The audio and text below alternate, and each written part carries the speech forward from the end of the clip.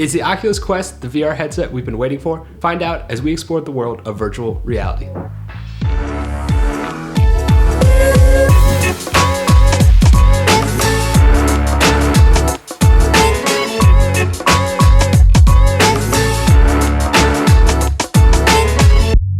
I really like playing VR, but with every system I try, there's always something I don't like.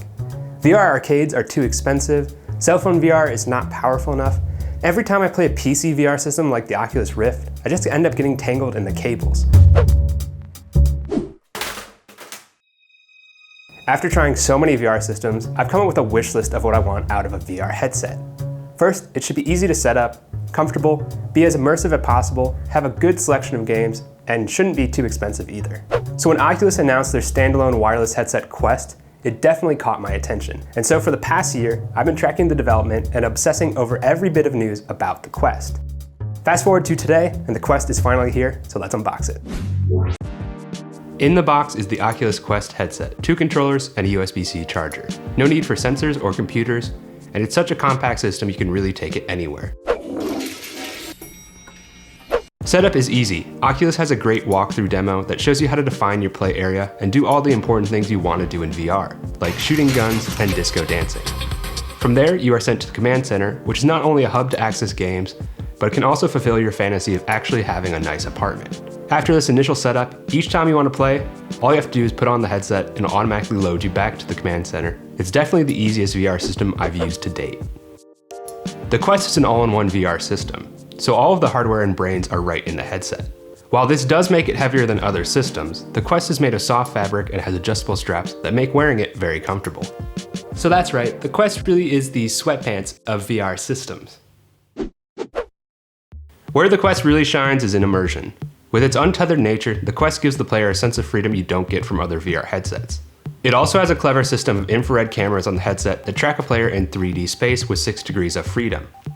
Combine that with a resolution of 1440 by 1600 per eye, built-in speakers and haptic controllers, and you'll really feel immersed in these creative VR worlds, whether that's a galaxy far, far away or an office building.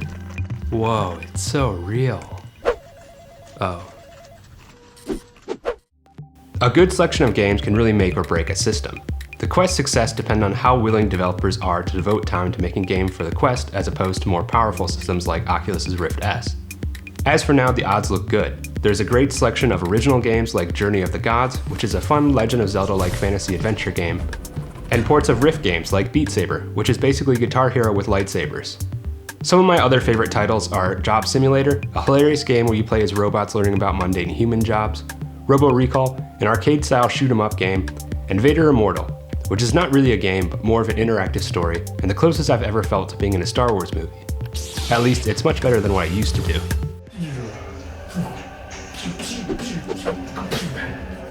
Last but not least, the price. There are 2 versions of the Quest. The 64GB version goes for $399, the 128GB version goes for $499.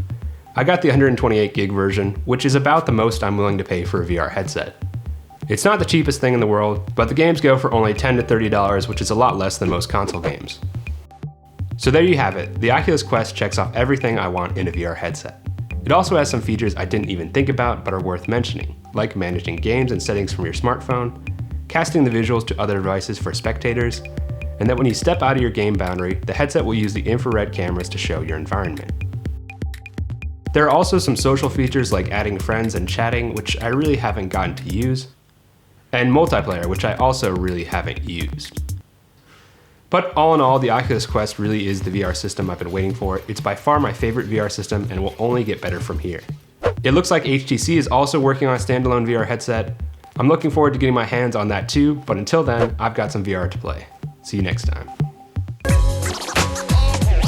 And if you like this video, don't forget to like and subscribe. We've got some really great videos coming out in the next couple of weeks. Oh, and drop a comment down below to let us know your opinion on VR or your gamer tag if you want to challenge me in Beat Saber. See you next week.